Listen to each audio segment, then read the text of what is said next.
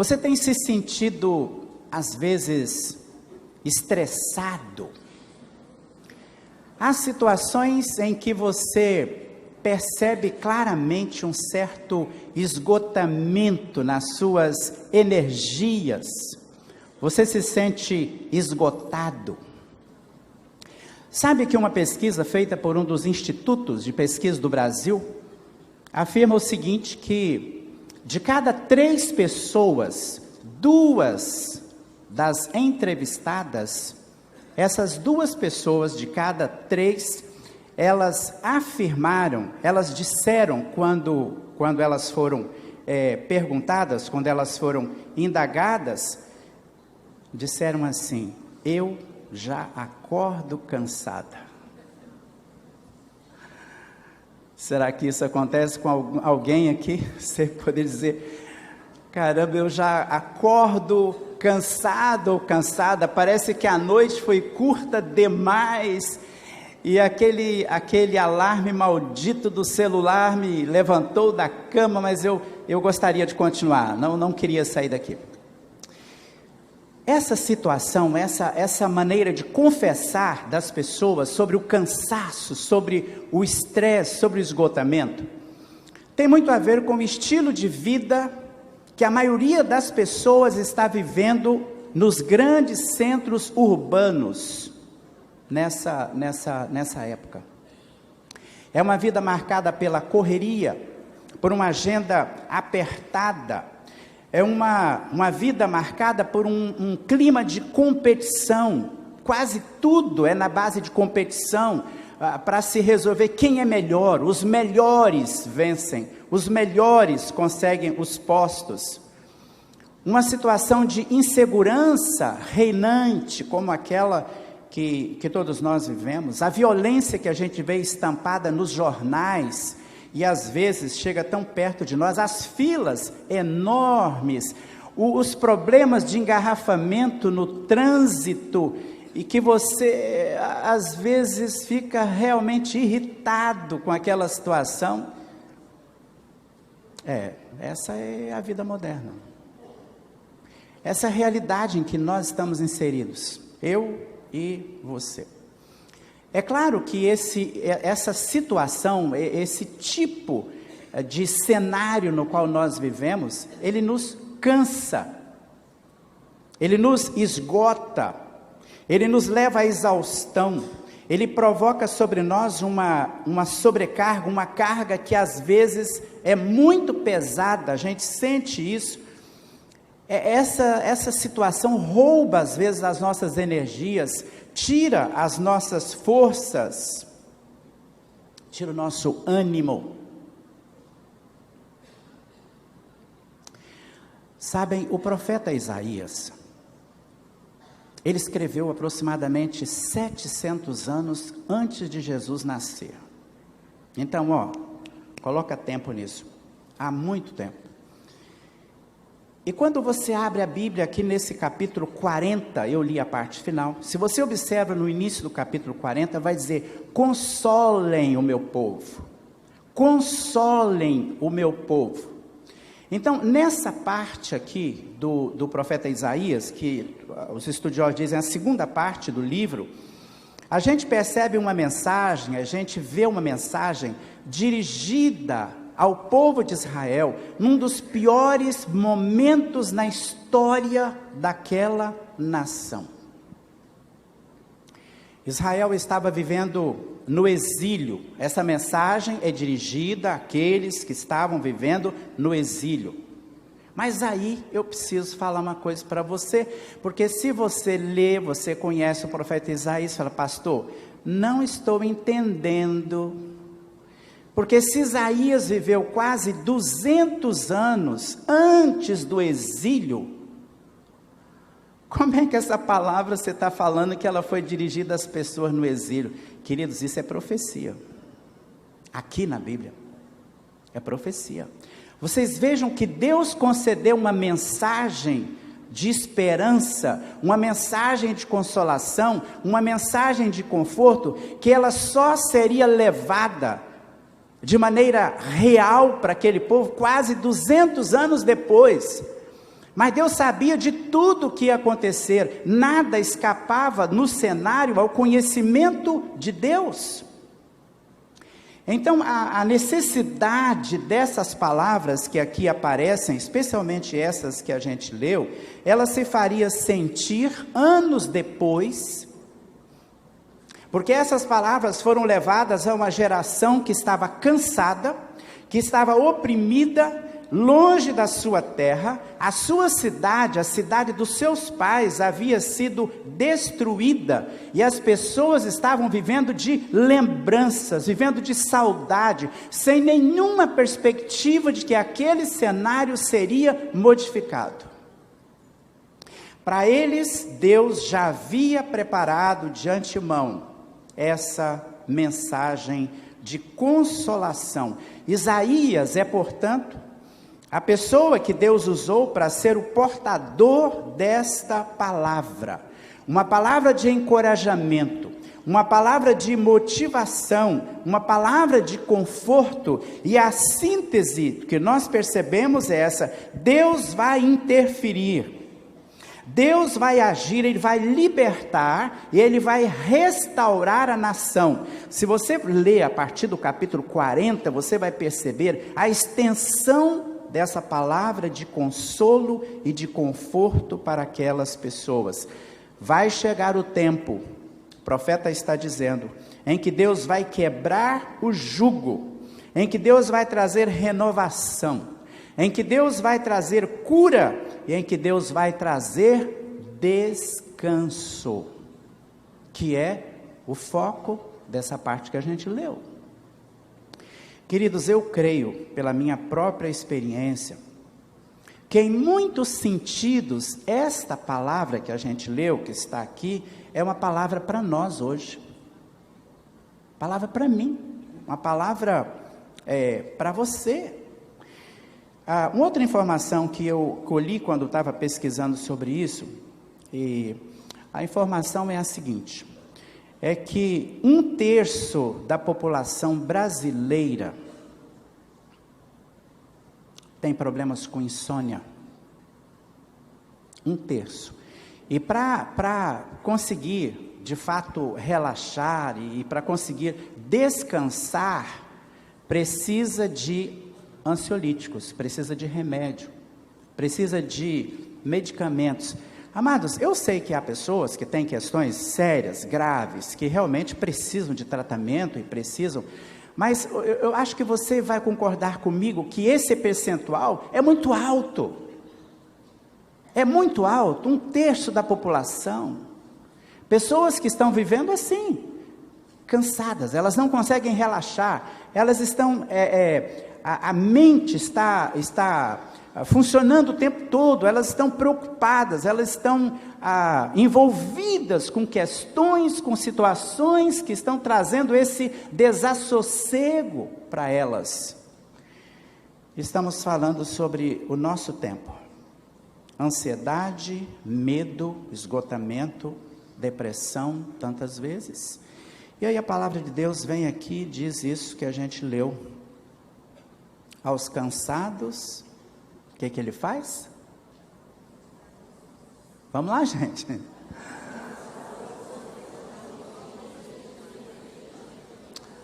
Está vendo isso aí? Você acha que isso aí é para você? Aos cansados, Ele dá novas forças.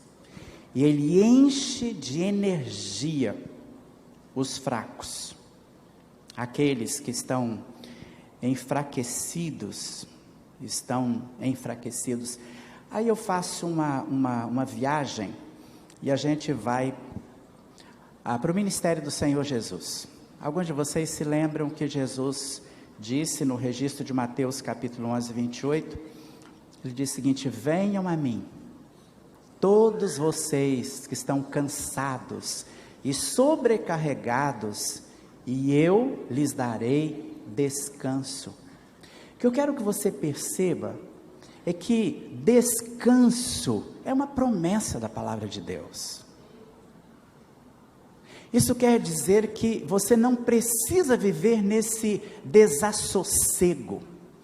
Você não precisa viver nessa condição de exaustão, de esgotamento nervoso, porque Deus promete dar descanso para nós.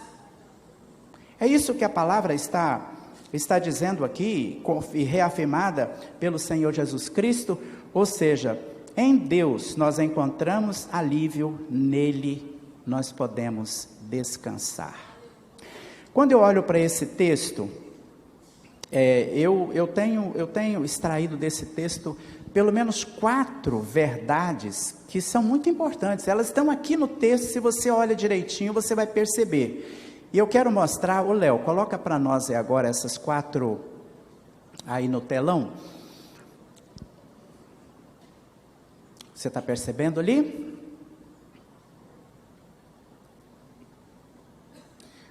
Nós podemos descansar em Deus, se ali eu estou alistando 4 razões que o texto mostra para nós. Qual é a primeira? A segunda? Terceira? E a quarta? Joia. Então vamos olhar para o versículo 27. Versículo 27 fala assim: povo de Israel, por que você se queixa dizendo, o Senhor não se importa conosco? O nosso Deus não se interessa pela nossa situação. Você percebe essa voz de lamento aqui, nessas 2 perguntas? É uma lamentação. E essas palavras, elas revelam um sentimento típico de um estado de esgotamento. Eu não sei, mas é possível até que alguns de vocês aqui, em algum momento, tenham tido essa sensação. Parece que Deus não se importa comigo. Parece que Deus não está dando a mínima para as minhas questões, para as minhas dificuldades. E o que eu estou dizendo a você é que esse é um sentimento que ele costuma vir a nós por causa do nosso esgotamento, porque nós estamos exauridos, nós chegamos no limite, e aí a gente é tomado por esse tipo de sentimento, e o escritor diz, por que é que vocês estão fazendo esse tipo de indagação? Na verdade, as perguntas aqui revelam um estado de abandono da parte deles. É mais ou menos aquele ditadozinho, né, que diz, ninguém me ama, ninguém me quer. É o sentimento de vítima, o sentimento de coitadinho. É uma situação em que a pessoa, ela crê firmemente que todos estão ignorando a sua dificuldade, inclusive Deus. Ela não está sendo percebida naquela situação difícil, porque ela está passando. Queridos, esse é um lamento muito sério. E quando você ouvir, e se você ouvir uma pessoa com esse tipo de lamentação, você deve ter compaixão daquela pessoa e procurar ser um instrumento de graça na vida dela. Porque mesmo que ela não fale, eu estou enfrentando esse problema e aquele, mas ela está confessando esse momento difícil. Há uma sensação de desalento nessas perguntas. Há um sentimento de pessimismo, uma maneira de supervalorizar os problemas, as dificuldades, e uma perspectiva que é rigorosamente sombria. A pessoa não consegue ver luzes à sua frente. Na Babilônia, que aconteceu mais tarde, então, como já falei, o povo de Israel se achava assim, muitos momentos, esquecido por Deus, e não conseguia perceber sinais que mostrassem uma mudança. E essa foi a experiência de toda uma geração, porque a Bíblia vai dizer que isso durou em torno de 70 anos. E aí a mensagem, eu imagino que Ezequiel, que foi profeta do exílio, tenha usado essa palavra de Isaías, porque a mensagem é essa: Deus não esqueceu vocês, Deus não abandonou vocês, Deus não está indiferente a essa situação. Aí eu acho que é muito legal a gente lembrar Dentro desse contexto que eu falei com vocês, que vai do capítulo 40 adiante e outros tantos capítulos, mas quando a gente chega no capítulo 49, olha só o que está escrito no capítulo 49, no versículo 15. Lá está dizendo o seguinte, no 14, mas o povo de Sião diz, o Senhor nos abandonou. Percebe isso? Deus nos esqueceu. Mas o Senhor responde, será que uma mãe pode esquecer-se do seu bebê? Será que pode deixar de amar o seu próprio filho? E aí Deus fala assim, mesmo que isso acontecesse, eu nunca esqueceria vocês. Você pode dizer amém para isso? Amém. Pois esta é a palavra que aquele povo precisava ouvir nesse momento que estava vivendo, porque estava passando. No capítulo 41, que está bem aqui à nossa frente, a gente tem uma palavra também sobre isso, muito interessante, que está no versículo 4, falando a respeito do poder de Deus, que eu quero mencionar daqui a pouco, mas vale a pena olhar para esse texto. Nesse plano de Deus, de que Ele não havia esquecido, é muito interessante você observar que Deus já tinha dito para Isaías, inclusive o nome do rei que ia ser um instrumento de libertação, o Ciro. Que coisa interessante. Querido, saiba de uma coisa, Deus vai muito adiante de você, para que quando você chegue naquela situação, Deus já passou por ali. Ele está lidando com isso há muito mais tempo do que você imagina. Ele está preparando as coisas. Então, nós podemos descansar por essa razão. Nós temos um Deus que se importa conosco, um Deus que se preocupa conosco. Agora, quando nós estamos lidando com esse sentimento, estamos lidando com um esgotamento, sentimento de exílio, a gente precisa lembrar, Deus se importa conosco, e Ele vai agir na hora certa. Segunda frase que eu mencionei, segunda razão por quem pode descansar, é porque Ele é todo poderoso. É interessante que o escritor, ele vai adiante com perguntas. No verso 28, você pode dar uma olhadinha na sua Bíblia, ele escreve assim, será que vocês não sabem? Será que vocês nunca ouviram falar dessas coisas? Que coisas? A gente pergunta. Aí ele segue dizendo, o Senhor é o Deus eterno. O que Ele fez? Criou o mundo inteiro. O que mais? Ele não se cansa, Ele não fica fatigado. Ninguém pode medir, ninguém pode avaliar a sua sabedoria. Nessas duas perguntas que o escritor faz, aqui que Isaías faz, vocês não sabem, vocês nunca escutaram, vocês nunca ouviram a respeito dele. O profeta, ele provoca a reflexão. É mais ou menos como se dissesse, pessoal, vamos pensar, vamos refletir.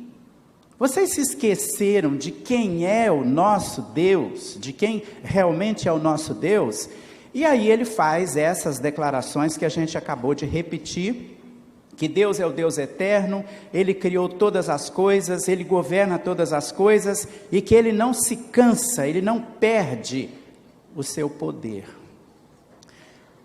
Preste atenção numa coisa que eu vou falar para você. Quando nós estamos no momento de exaustão, de esgotamento, nós corremos um sério risco de esquecer o caráter de Deus e as obras de Deus. E é exatamente essa visão aqui do profeta. Ele disse, não, peraí, eu preciso lembrar vocês de alguma coisa que vocês não deviam ter esquecido. Vocês não podiam, não deviam ter esquecido. Então nós também precisamos ser lembrados. E aqui esses dois aspectos. Ele vai dizer o seguinte, o caráter de Deus, a gente precisa lembrar, que Deus é imutável, Deus não muda. O caráter de Deus não muda. Deus pode mudar a sua maneira de agir, porque Deus age, intervém, interfere em situações as mais diversas. A metodologia de Deus não é a mesma ao longo da história, mas o caráter de Deus continua sendo o mesmo. Nada pode mudar o caráter de Deus. Ele é santo, Ele é eterno, Ele é o Deus que criou todas as coisas. O outro fato que está presente aqui, bem patente aos nossos olhos, é que Deus não tem limites na sua maneira de agir. Não há limitação para o poder de Deus. Não existe limitação. No capítulo 40, um pouco antes daquilo que eu li, há uma expressão que eu gosto muito dela, porque ela fala sobre essa maneira como Deus criou e Ele cuida das coisas com minúcias. No verso 26 do capítulo 40, ele fala assim, o profeta: olhem para o céu, vejam as estrelas. Quem foi que criou as estrelas? Aí ele diz: foi aquele que as faz sair em ordem como um exército. E olha só isso, ele sabe quantas são, e ele é capaz de chamar cada uma delas pelo seu nome. Isso é Deus grande demais. Dá nome às estrelas, sabe quantas são? Só que naquelas situações, às vezes, em que nós estamos premidos, apertados, nós estamos pressionados por situações da vida, exauridos, nós nos esquecemos disso. Então, querido, quando a situação estiver assim, apertada para o seu lado, dá uma olhadinha no céu e diga assim: o meu Deus sabe o nome daquela estrela, sabe o nome daquela estrela, sabe o nome daquela outra estrela.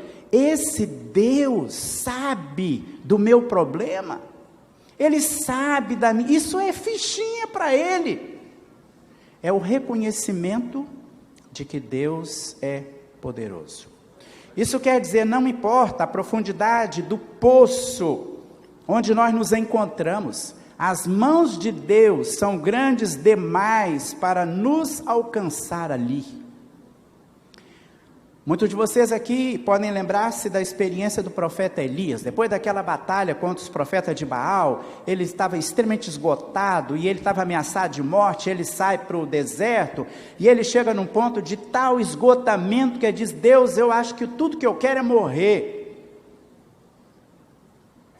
Aí Deus falou para ele assim: dane-se, cara. Foi assim. Deus manda um anjo. E Elias deitou na sombra, e o anjo trouxe comida para ele, e disse: você está com fome, você precisa comer, você precisa dormir, você precisa relaxar. E depois Deus o leva para uma estrada, depois de alimentá-lo, num lugar onde Deus faz o que era a maior necessidade para Elias naquele momento de esgotamento. Deus se revela a ele. Deus se mostra a ele naquela experiência do vento, do fogo, do terremoto. Deus se mostra para ele. Elias viveu o fundo do poço. Davi, quando Davi sobe o Monte das Oliveiras, chorando o tempo todo, fugindo do seu filho Absalão, que liderava a rebelião para matá-lo e tomar o trono. Quando Davi chega bem junto do rio Jordão, na sua estrada, ele estava seguido por um homem que jogava pedras e o xingava e o amaldiçoava. E ele diz que Davi estava extremamente cansado quando chegou naquele ponto. Mas Deus ministra a ele. E depois, Davi volta para o seu trono, sendo honrado por Deus. Queridos, nosso Deus é assim. Nosso Deus é poderoso, nosso Deus é majestoso. Então, a gente pode descansar. Quando a gente está lidando com essa pressão toda, e esse senso de esmagamento, então você diga: meu Deus é poderoso.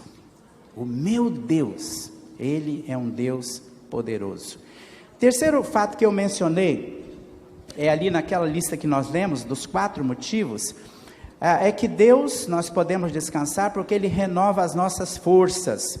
E aí o verso 29, que a gente já repetiu, não precisamos repetir, mas é que fala sobre novas forças.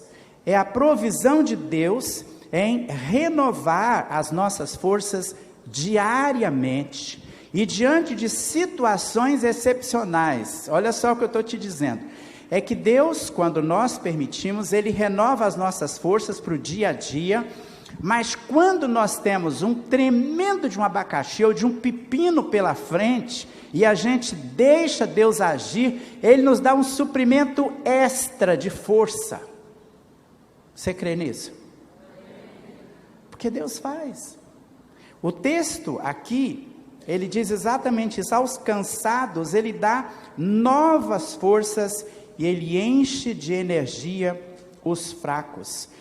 A palavra, o verbo encher aqui, queridos, é muito importante, porque ele fala sobre um derramar, uma grande abundância, e isso nos leva, sabe para onde? Para o Salmo 23, que você certamente gosta muito dele. Depois, lá no versículo 5, eu creio, do Salmo 23, diz assim: preparas um banquete perante mim na presença dos meus inimigos. Cara, Deus não está dizendo, o salmista não diz, ele prepara um lanchinho, não, prepara um banquete, e logo ele vai dizer o seguinte: o meu cálice está pelo meio, transborda. Essa é a palavra de Deus, isso não é teologia da prosperidade, essa é a palavra de Deus que está dizendo. O Senhor é o meu pastor, e Ele vai dizendo, vai falando, e Ele faz essas declarações, e faz essas afirmações. Deus é a fonte inesgotável para nós, de força, de energia. Agora que eu estou com uma agenda muito flexível, um dos meus hobbies é cuidar de plantas lá em casa. Então eu me divirto molhando as plantas e tirando as folhinhas que precisa tirar. E é uma coisa muito interessante você observar o seguinte: aí tem aquele dia com esse sol tremendo que a gente tem tido aqui, e aí você olha, às vezes no final da tarde, as plantinhas estão todas murchinhas assim, deixa passar a noite, aí vem o orvalho, aí vem a brisa, e aí você logo cedo dá uma olhada naquela plantinha, ela está cheia de vigor. É isso que Deus faz. Ele traz o seu orvalho, Ele traz a sua renovação, quando nós estamos, muitas vezes, estamos desfalecendo. Isso quer dizer que nós podemos descansar em Deus. Nós não podemos descansar nas circunstâncias, porque as circunstâncias mudam, e às vezes mudam inesperadamente, quando a gente menos imagina, há uma revolução, uma mudança, e se nós nos apoiamos em circunstâncias, então nós vamos ao resto do chão.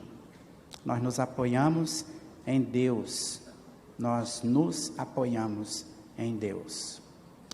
Fala-se hoje muito sobre a síndrome de burnout, que é exaustão física, emocional, e a gente precisa dizer espiritual. O pastor Jeremias Pereira, de Belo Horizonte, ele faz uma lista dos sintomas do esgotamento espiritual. O que ele diz? Ele fala assim: olha, preste atenção, se você perdeu a alegria, se você perdeu a motivação, se você está tomado pelo desânimo, tornou-se uma pessoa negativa, crítica, hipersensível, e para você as coisas de Deus se tornaram uma rotina entediante, ele diz: você está vivendo um esgotamento espiritual, uma exaustão espiritual.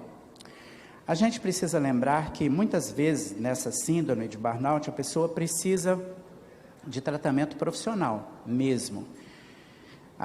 É necessário às vezes que isso aconteça, mas gente, eu tenho aprendido uma coisa: todo tratamento sério começa com Deus. Então, minha recomendação é o seguinte: tem médico marcado? Ora primeiro. Vai fazer um exame? Ora primeiro. Porque todo tratamento sério começa com Deus. Começa com Ele.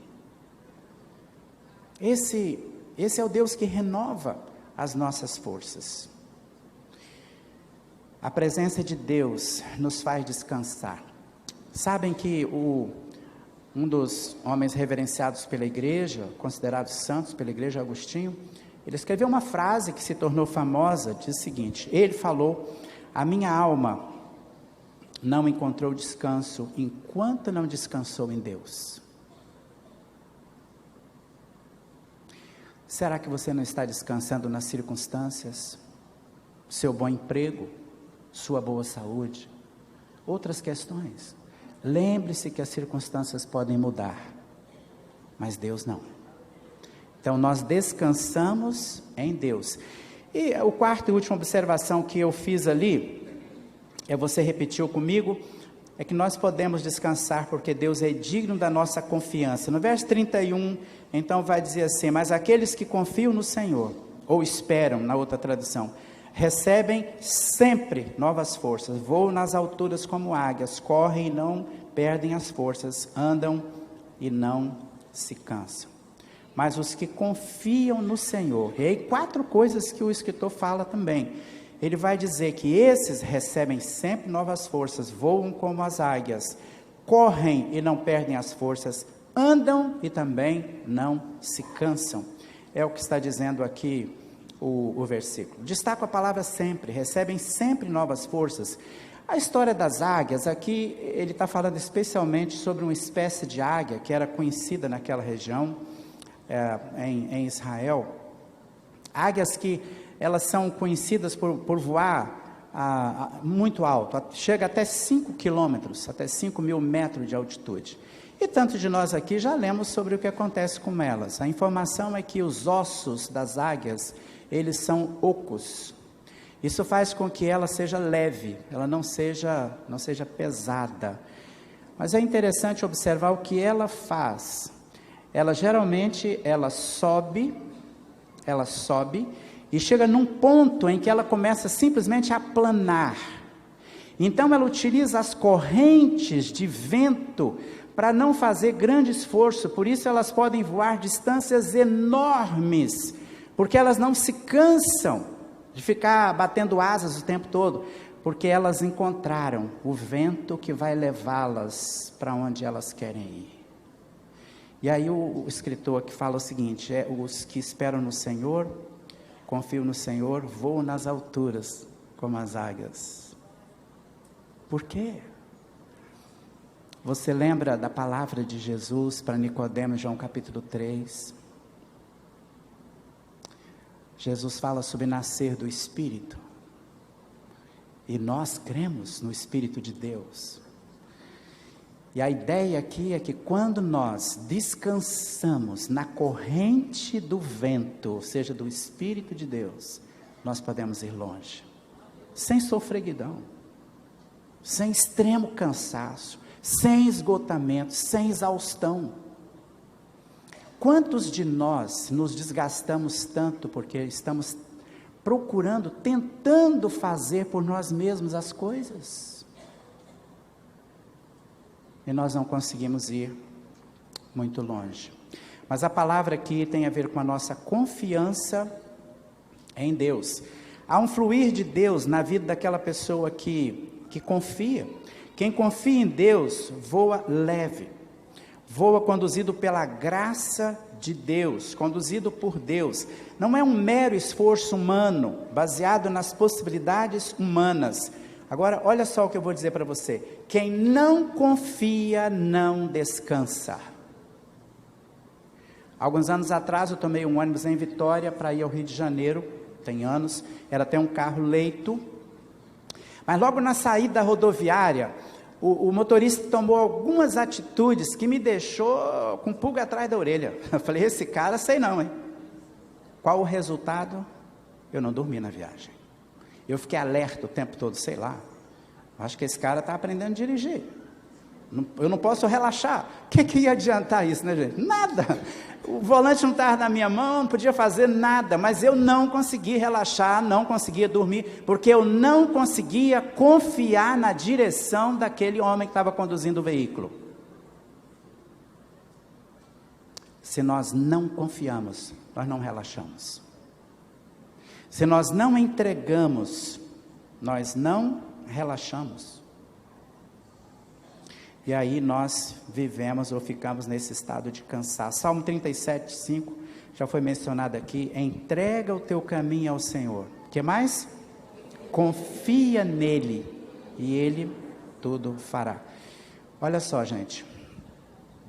Confiança é fruto de conhecimento. Você não confia em quem você não conhece. Confia? Não. A gente não consegue. A gente confia em quem a gente conhece. E para a gente conhecer alguém, a gente precisa de relacionamento. Então, por que que há tantas pessoas, e às vezes até no contexto evangélico, que elas não conseguem realmente confiar em Deus? Não têm relacionamento com Ele. Não conhecem a Deus efetivamente. Então não confiam. A confiança é resultado de conhecimento. E nós só vamos conhecer quando nós nos relacionamos.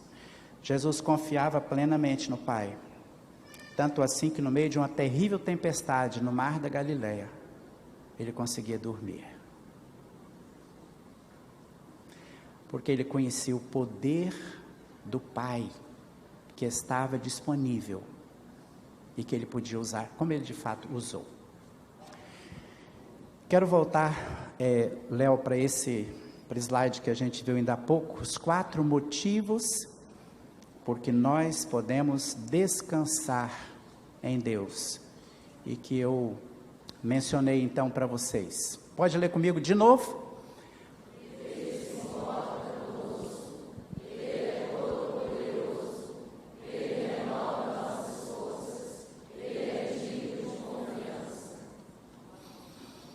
Agora eu estou terminando, eu só quero, Léo, pode colocar para nós os próximos 2 slides. Eu só quero falar para você algumas coisinhas muito práticas a respeito de descansar em Deus, tá? Tem muito a ver com o nosso dia a dia. São atitudes que podem ajudar, no caso da nossa vida, para a gente reduzir o estresse, para a gente prevenir o esgotamento, o cansaço. E a primeira sugestão que eu estou dando aí é a seguinte: respeite os seus limites. Viva um dia de cada vez. O Senhor Jesus falou isso em Mateus 6,34. Ele diz lá claramente que basta as preocupações de cada dia. Tem gente que tem o hábito de acumular preocupações, às vezes com o passado que não pode ser mudado, e às vezes com o futuro que são apenas conjecturas, ninguém sabe se aquilo vai acontecer.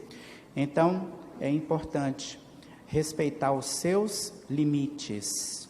Todos nós temos os nossos limites. Segundo lugar, não tente controlar todas as variáveis. Você simplesmente não consegue. Essa é uma coisa difícil para mim. Eu tenho uma tendência muito natural de, às vezes no trânsito, né? O cara faz uma besteira e eu falo, tá vendo? Eu não tenho controle nenhum sobre ele. Nada, eu não posso fazer nada. E também não é da minha alçada. Não tem nada a ver com aquilo. Então, a gente tem essa tendência de tentar controlar todas as variáveis. Nós não damos conta. Por isso que Jesus falou em Lucas 12, se vocês não podem nem as coisas pequenas, vocês estão preocupados com as coisas maiores. Por quê? Outra coisa, mantenha a sua ambição em níveis saudáveis. Todos nós somos um poço de desejos, ou seja, sempre querendo mais. Há desejos lícitos e ilícitos, e há formas lícitas e ilícitas de satisfazer desejos, mas na verdade, o que a gente precisa, a ambição em si não é errada, a ambição em si não é pecado, é a ambição que nos impulsiona, nos leva para avançar, mas acontece que há um nível em que a nossa ambição é saudável. Ela passa dali, ela se torna uma obsessão pelas conquistas, pelas coisas. A gente precisa tomar cuidado com isso. Uma próxima é: viva de maneira íntegra e transparente, ou seja, não tenha nada para esconder, nada para proteger. Lembra a história daquela pessoa que fez uma maldade muito grande na rua onde morava? Ela escreveu um bilhetinho, algumas cópiazinhas, e ela colocou na caixa de correio de várias casas, escrito simplesmente o seguinte: descobriram tudo, fuja.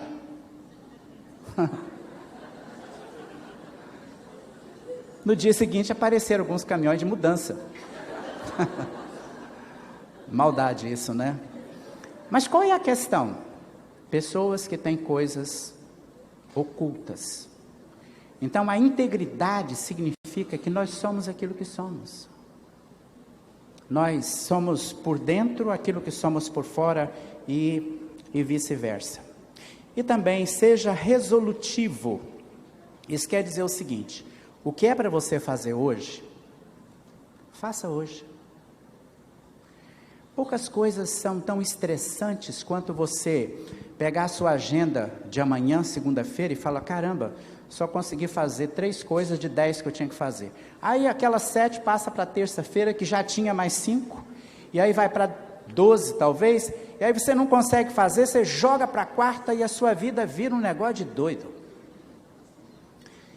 Então, respeite seus limites, mas o que você deve fazer hoje, faça hoje. Faça hoje. E aqueles que são perfeccionistas, às vezes tem mais problemas aí, porque quer fazer com tanto detalhe, com tanta coisinha, que vai fazer metade do que deveria fazer, porque quer fazer com tanta minúcia, só que aquele acúmulo do que fazer vai gerar ansiedade, vai gerar esgotamento, vai exaurir aquela pessoa. Então seja resolutivo. Queridos, eu vou terminar com uma palavra. Eu acho que é a palavra mais importante de tudo aqui nessa noite. Aquele texto de Mateus capítulo 11. Jesus termina dizendo o seguinte: porque o meu fardo e o meu jugo.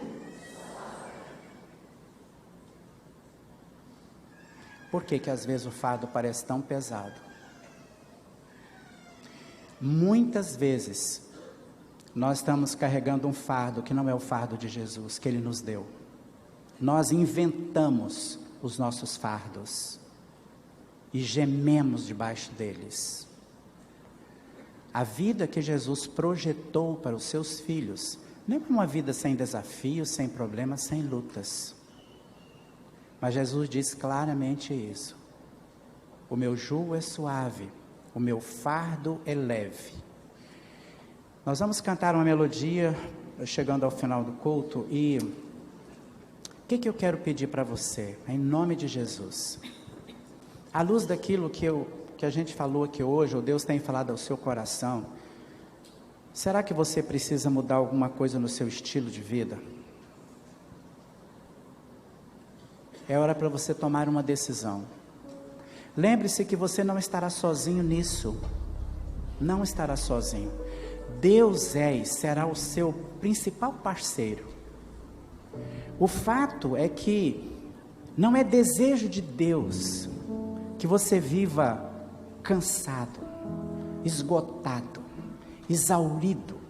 Aquela pessoa que às vezes chega em casa depois do dia de trabalho, aquela pessoa quando deveria ter alegria com a família, brincar com as crianças, celebrar, não consegue fazer nada disso, porque está oprimida, há um peso enorme nas costas. Não é isso que Deus planejou para você, não. Então Deus quer que você viva isso que Jesus falou: o fardo leve, o jugo suave. A gente vai cantar uma vez e logo então nós vamos orar, tá bem? Você pode ficar em pé para a gente cantar essa melodia.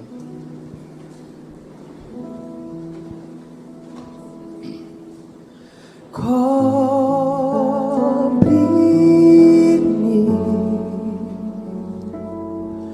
com tua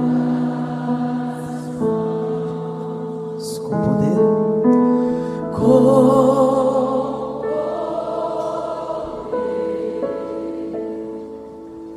Vem me esconder, Senhor.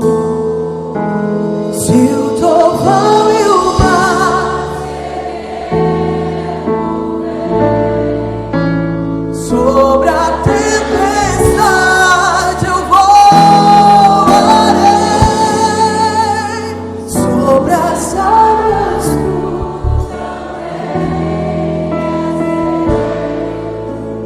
descansar, pois sei que és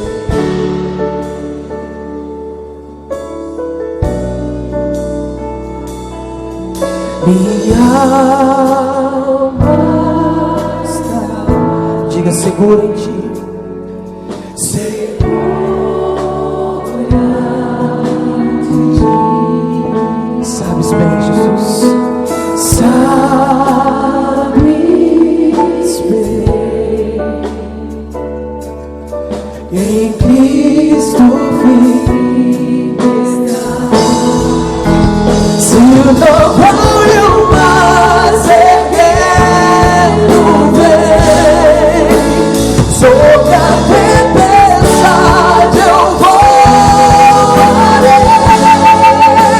sobre as águas tu também és Deus, descansarei. Diga, se o trovão e o mar, cante mais alto pro meu Deus, diga. Se o trovão e o mar seguindo vem, sobre a tempestade eu voarei, sobre as águas tu também és Rei, descansarei, pois sei que és Rei. Queridos, nós vamos orar ao Senhor. Eu vou pedir à equipe que vai continuar cantando essa música de maneira bem suave. E eu quero orar por você. Você quer vir aqui à frente? Seu fardo está pesado. Você está vivendo assim cansado, esgotado, exaurido. Eu creio num Deus em quem nós podemos descansar, diante de quem nós podemos nos sentir livres, diante de quem nós podemos depositar esse peso, esse fardo, seja qual for a sua origem. Então, enquanto a gente está ouvindo, eles estarão cantando, você vem à frente. Você quer depositar o seu fardo diante de Deus? Pode vir, de onde você estiver, seja qual for a questão, seja qual for a origem. Você está dizendo: Deus, eu quero experimentar, eu quero viver esse fardo leve. O Senhor Jesus Cristo, ao morrer naquela cruz, ao dar a sua vida naquela cruz, Ele comprou para nós o direito de salvação eterna, o direito de viver na presença de Deus por toda a eternidade. Jesus fez isso, mas eu quero dizer que Jesus fez mais do que isso.